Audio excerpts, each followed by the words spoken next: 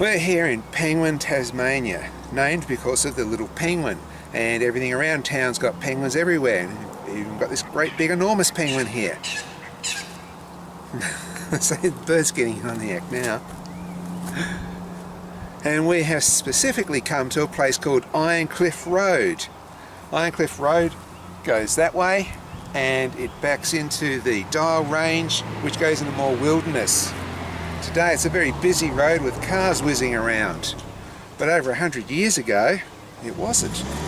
I'm here because of the penguin tiger and a report that was in the newspaper way back in 1908. The paper claims that there was a mysterious creature around Penguin at the time. Now there was a circus that came through Penguin about this time and it had a menagerie with it. Some think that a lion may have escaped and that there was a lion roaming around up here on Iron Cliff Road. Some people thought it might have been a wolf. Some people even said an African tiger. I thought they were only Asian, but anyway. Some people said a hyena. After a lot of research, people sort of then came to the conclusion that it was in fact a tiger of the Tasmanian breed, and that was a thylacine. A thylacine seen around these places.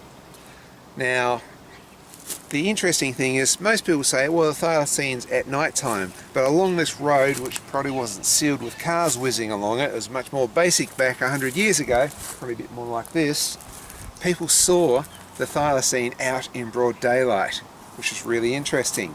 They said they only caught a glimpse of it, which led to all these strange stories of weird creatures.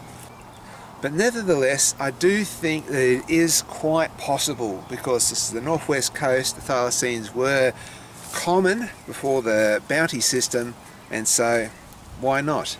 Plus, the last Thyla story I did was about Lona, which is only about 10 kilometres that way, and that's where the other thylacine was sighted, and then probably back here a bit more, one was shot, proving that there were thylacines in this area. But an interesting story, all these big wild stories about lions and tigers, and today we'd be much more excited if it was a thylacine. That's Thyla Bites for this episode. See you next time.